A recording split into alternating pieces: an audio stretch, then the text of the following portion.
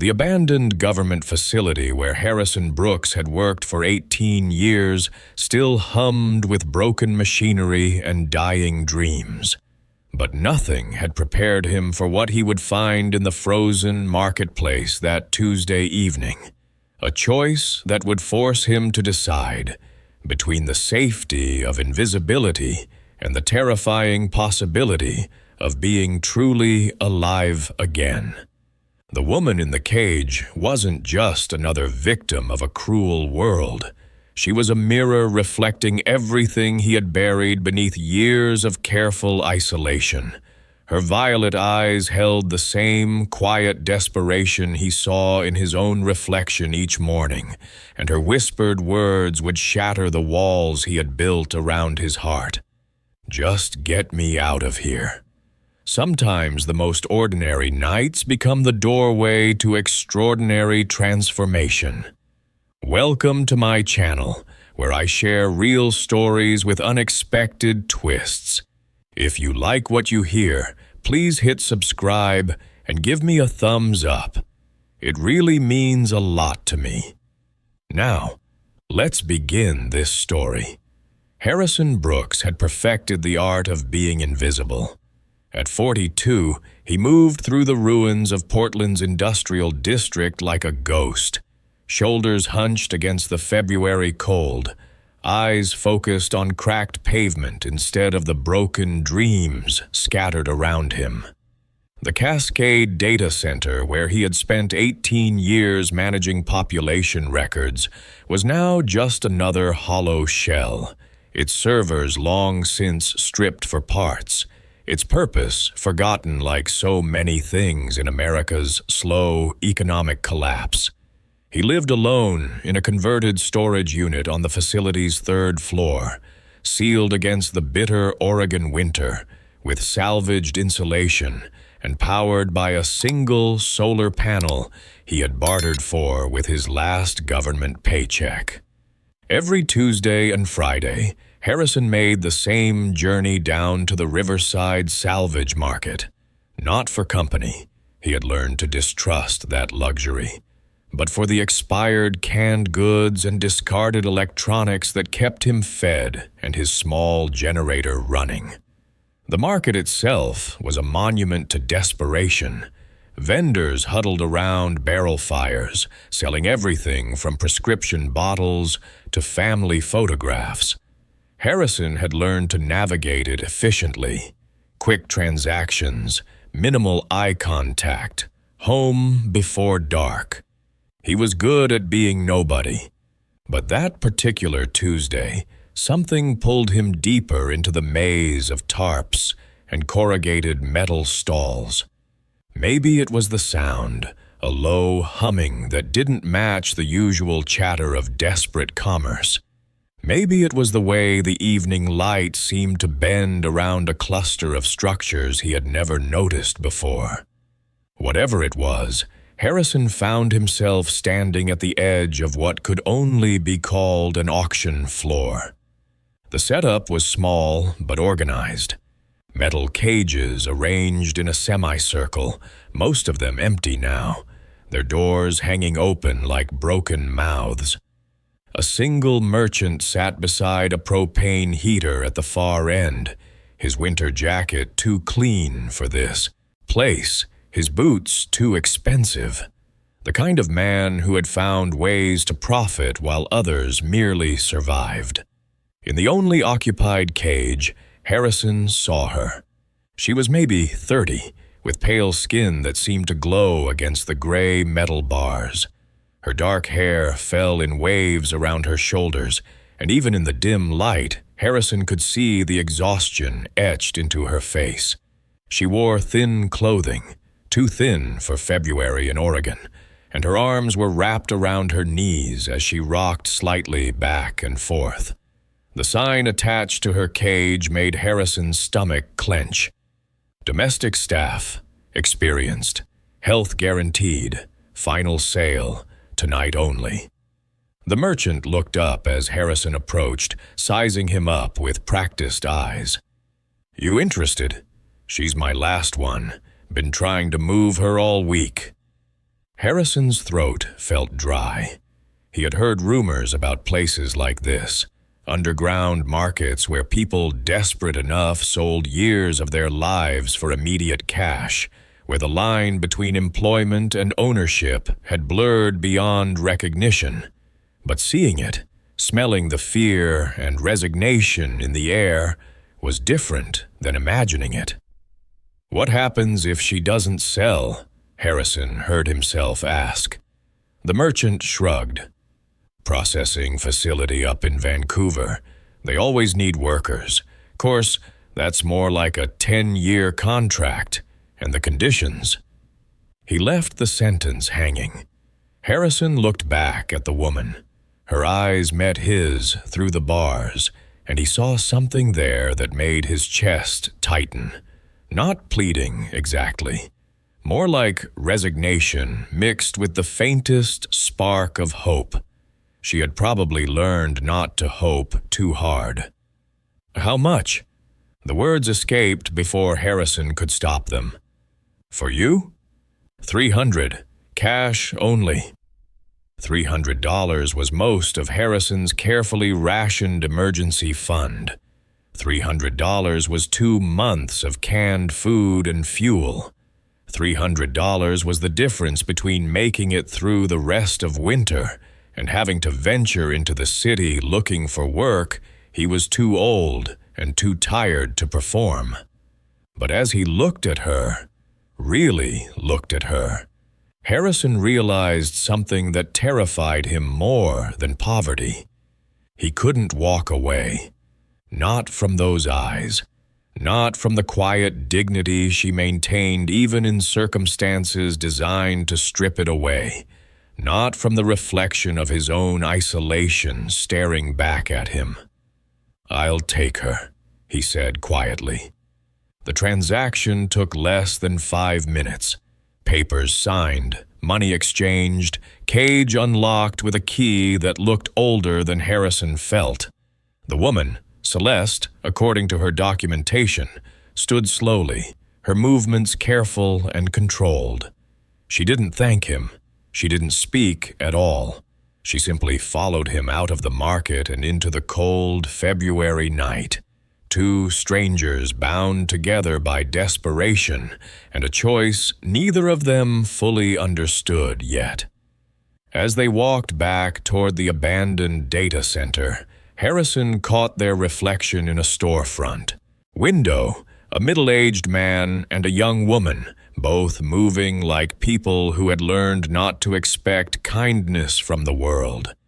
He wondered if he had just saved her or if he had simply purchased a different kind of loneliness for them both. Sometimes the bravest thing you can do is care about someone when you can barely afford to care about yourself. The converted storage unit that Harrison called home had never felt smaller. 20 feet by 12 feet of salvaged furniture, jury-rigged heating, and the accumulated debris of a man who had spent 5 years learning to need nothing from anyone. Now, watching Celeste sit rigidly on the edge of his only chair, Harrison realized how thoroughly his space reflected his isolation. She hadn't spoken during the 40-minute walk from the market, hadn't asked where they were going, what he expected from her, or even what his name was. She simply sat with her hands folded in her lap, shoulders squared, staring at a water stain on the opposite wall as if it held secrets worth memorizing. Harrison busied himself heating 2 cans of soup on his single-burner camp stove, hyper-aware of every sound he made. The scrape of the can opener seemed too loud. The bubble of heating broth felt intrusive. Even his own breathing sounded wrong in the silence that stretched between them. "I'm Harrison," he finally said, setting a bowl on the small table beside her. "You don't have to tell me anything you don't want to." She looked at the soup, then at him. "Celeste." Her voice was softer than he had expected, but steady. "You know you didn't buy a wife, right?" The directness of it caught him off guard. No, I didn't think. Good. She picked up the spoon and took a careful sip. Because I've had 3 different owners in the past 2 years, and they all started with soup and kindness before they started making demands. Harrison felt something cold settle in his stomach, not just at her words, but at the matter-of-fact way she delivered them, like she was discussing the weather or the price of gasoline. He sat down across from her, his own soup growing cold, as he processed what she had just revealed. "I'm not going to make demands," he said quietly. "Everyone makes demands eventually." She continued eating with mechanical precision. "The question is just what kind they'll be and whether I'll survive them." Harrison stared at his hands. In all his careful planning for solitary survival, he had never considered what it might feel like to discover that another human being expected him to hurt them. The weight of her assumption that he was simply another predator with better manners made him feel sick. "What were the demands?" he asked, then immediately regretted it. "I'm sorry. You don't have to." The first owner wanted a housekeeper who would also warm his bed twice a week. The second one had a thing for playing house, wanted me to call him Daddy and pretend we were married. She set down her spoon and looked directly at him. The third one just wanted someone to hit when his disability checks weren't enough to pay for alcohol. Harrison's soup bowl slipped in his hands, ceramic clinking against the metal table. Jesus. So you can understand why I'm not exactly optimistic about owner number 4. The word owner hit him like a physical blow. In his mind, he had rescued her, had made a choice motivated by compassion rather than self-interest.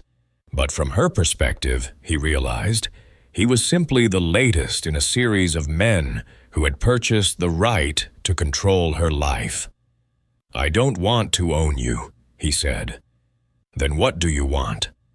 The question hung in the air between them, and Harrison realized he didn't have an answer. He had acted on impulse, driven by something he couldn't name and hadn't thought through. Now, sitting across from a woman who had every reason to fear him, he was forced to confront the reality of what he had done. "I don't know," he admitted. "I saw you there, and I couldn't leave you there. But I don't know what comes next." Something shifted in Celeste's expression. Not softness, exactly, but a kind of cautious curiosity. "You really didn't think this through, did you?" "No." She almost smiled at that. Almost. Most men have a plan, even if it's a terrible plan. Harrison stood up and walked to the small window that looked out over the abandoned parking lot.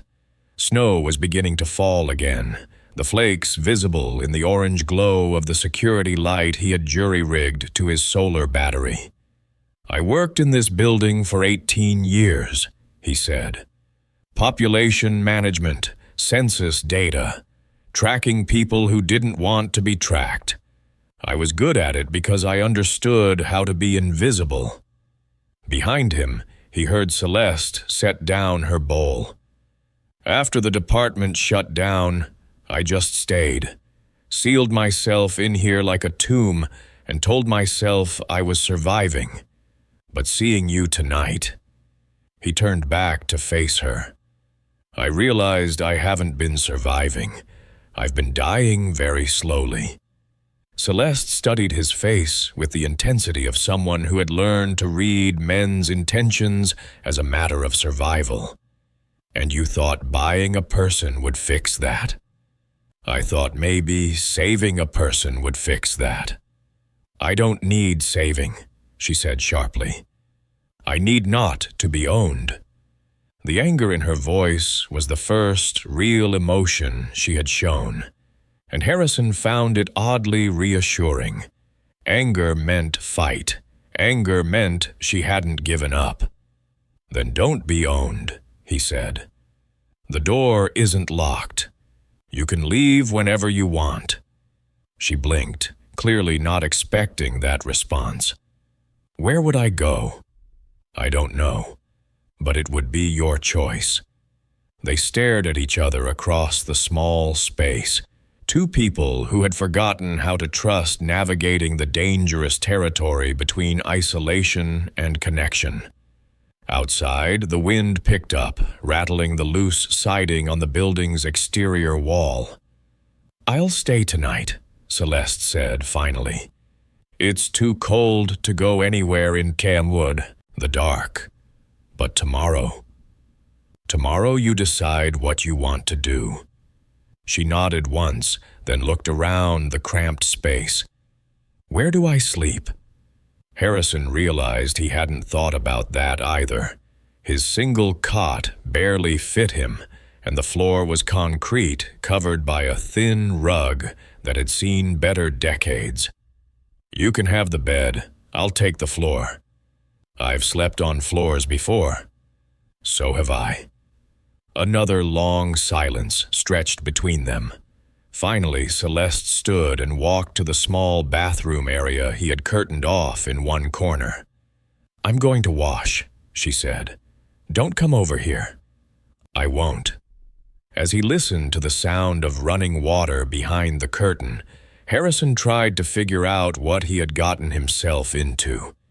He had enough food for maybe 3 weeks, if they were careful. Enough fuel to keep the heater running through the end of March.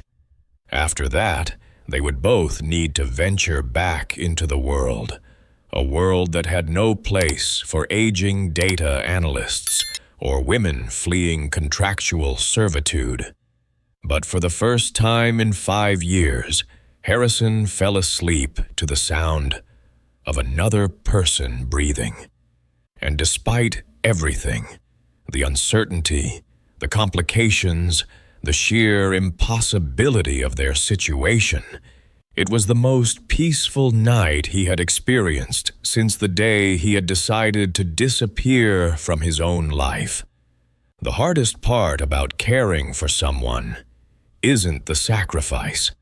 It's learning to believe you deserve to be cared for in return.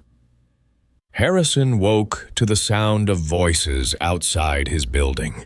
Not the usual scavengers or passing traders, but organized voices. Official voices. The kind that meant trouble for people like him, who lived in the shadows of abandoned government property. Through the grimy window, he could see 3 figures in dark coats moving between the empty structures. Flashlight beams cutting through the pre-dawn darkness. Security contractors, probably hired by whatever corporation had finally bought the data center complex for redevelopment. Celeste. He shook her shoulder gently. She was instantly awake, eyes alert with the hypervigilance of someone who had learned to sleep with one ear open. "What is it?" "Security sweep. We need to leave. Now." She was already pulling on her shoes before he finished speaking. No questions, no panic, just the efficient movements of someone who had packed up and run before.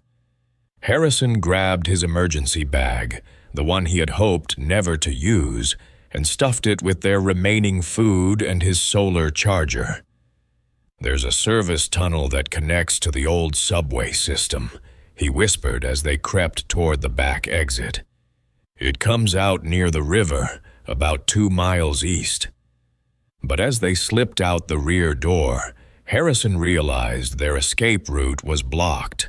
2 more contractors stood near the tunnel entrance, their voices carried on the cold morning air.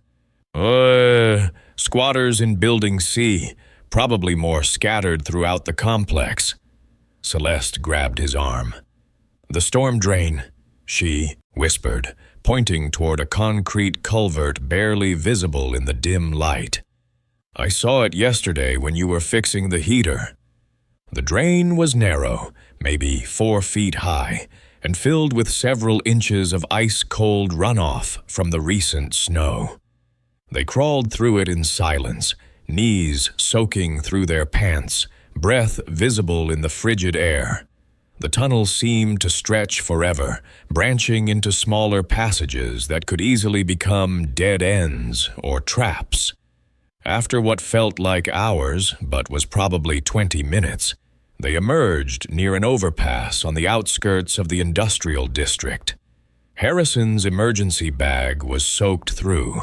Their clothes were filthy and wet, and they were both shivering uncontrollably in the February morning.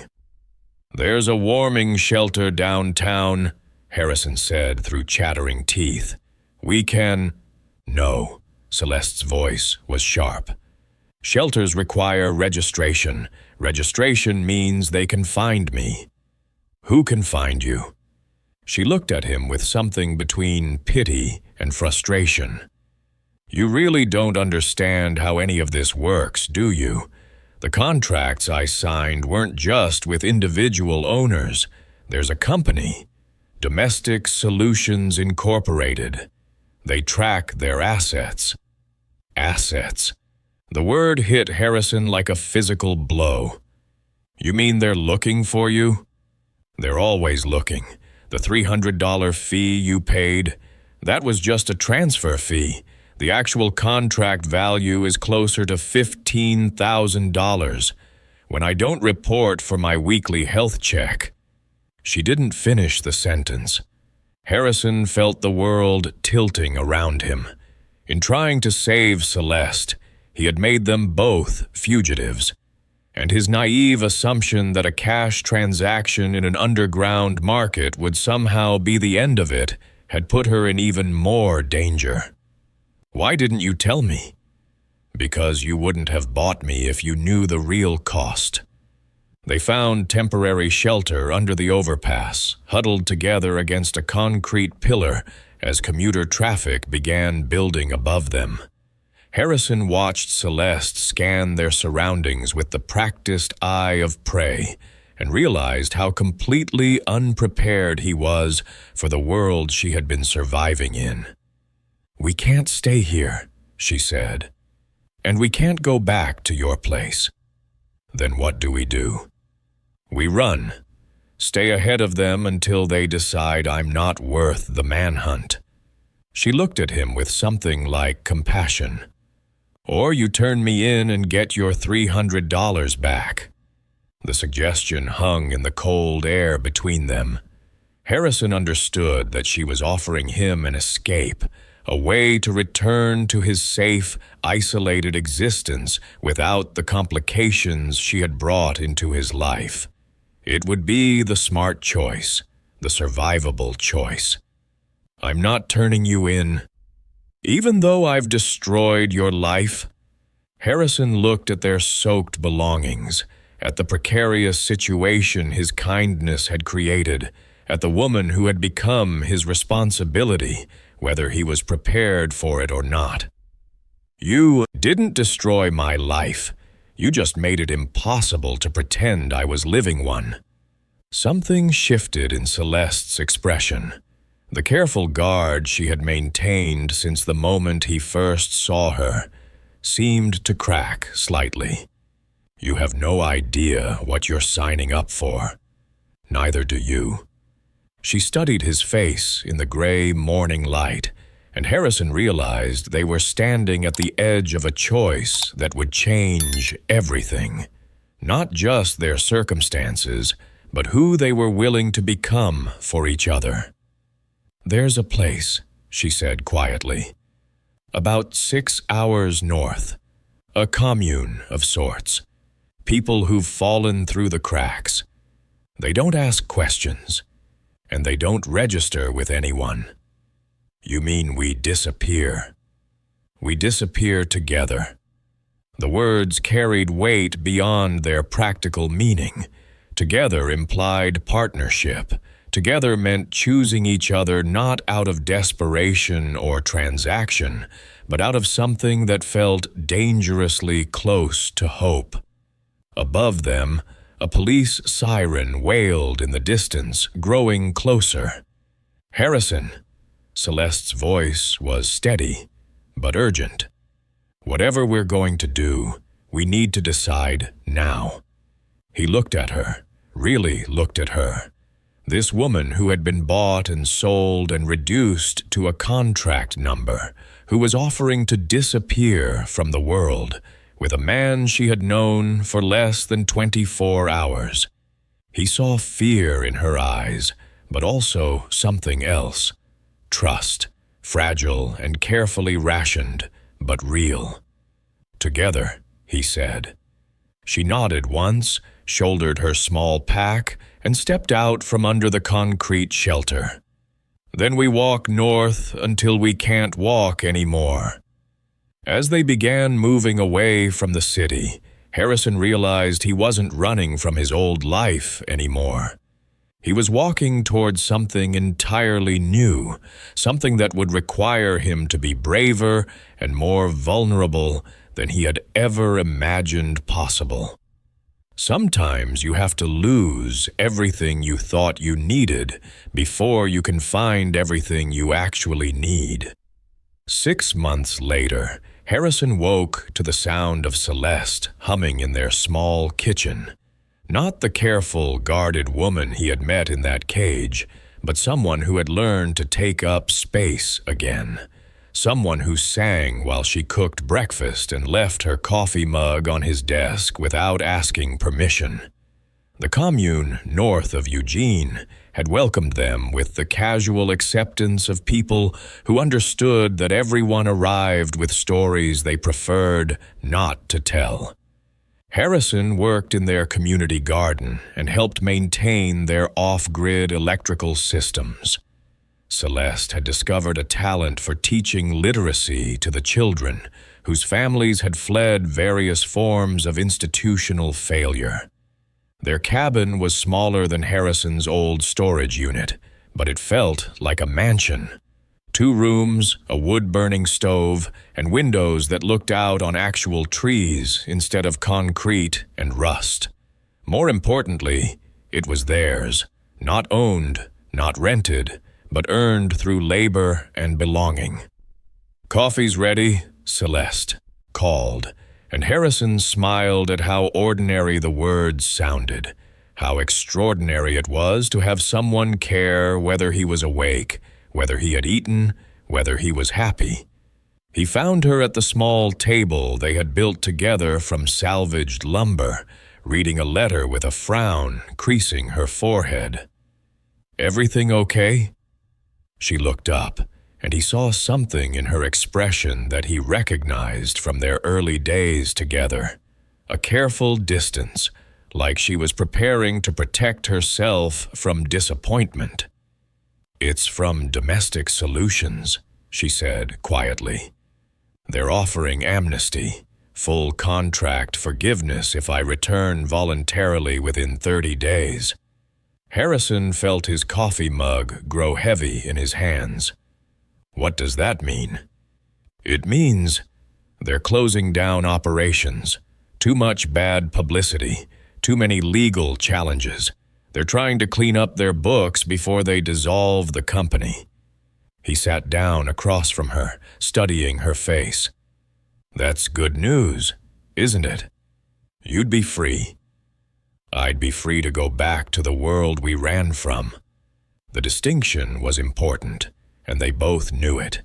Free to return to cities where rent cost more than most people earned, where health care was a luxury, where the kind of economic desperation that had led her to that cage in the first place was still waiting. "What do you want to do?" he asked. Celeste folded the letter carefully and set it aside. "I want to stay here, with you, if you want me to stay." The question in her voice surprised him. After 6 months of building a life together, of sharing everything from daily chores to middle-of-the-night conversations about the future, she still wasn't certain of his answer. "Celeste." He reached across the table and took her hand. I've wanted you to stay since the first morning I woke up and heard you breathing." She smiled then, the full, unguarded smile he had learned to treasure. "Even though I snore?" "Especially because you snore." Later that afternoon, they walked together to the communal mailbox to send her response to Domestic Solutions. The letter was brief. "Contract terminated by mutual agreement. Do not contact again." She signed it with a flourish and handed it to Harrison to mail. "No second thoughts?" he asked. "Only about 1,000. She leaned against him as they walked back toward their cabin. "But not about staying with you." That evening, as they sat on their small porch, watching the sun set through the Douglas firs, Harrison reflected on how completely his life had changed. The man who had spent 5 years learning to need nothing from anyone now found himself grateful for everything. The warmth of Celeste's shoulder against his, the sound of children playing in the distance, the simple possibility of tomorrow being better than today. "Do you ever think about going back?" Celeste asked. "To your old life?" Harrison considered the question. Sometimes he did think about his storage unit, about the careful isolation he had constructed like armor around his heart. "That wasn't really living," he said finally. "That was just existing with more privacy." "And this?" He looked at her in the fading light, this woman who had taught him that courage wasn't the absence of fear, but the decision to care about someone despite it. "This is the first time in 10 years I've looked forward to waking up tomorrow." She kissed him then, soft and unhurried, the kiss of someone who knew there would be many more tomorrows to look forward to. As darkness settled over their small corner of the world, Harrison understood something that had taken him 42 years to learn. Love isn't about rescuing someone or being rescued. It's about choosing each other every day, even when, especially when, that choice requires you to be more vulnerable, more hopeful, and more human than you ever thought possible. The commune continued to grow around them. People arrived damaged and desperate, and gradually learned to trust again. Harrison and Celeste had become part of that healing process, proof that sometimes the most broken people can build the strongest foundations together. Their story wasn't unusual here.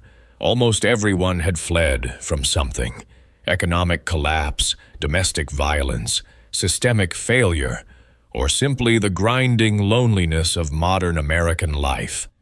But what made their community special wasn't what they were running from.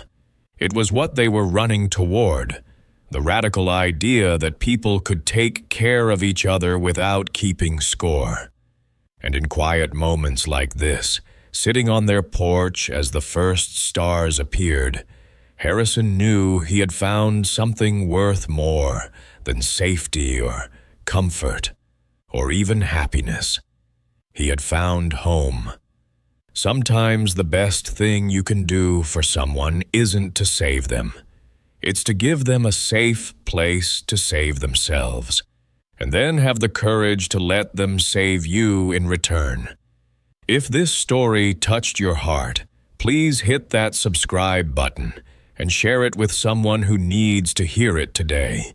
Everyone deserves to know that no matter how broken life feels, there's always the possibility of healing, especially when we stop trying to heal alone.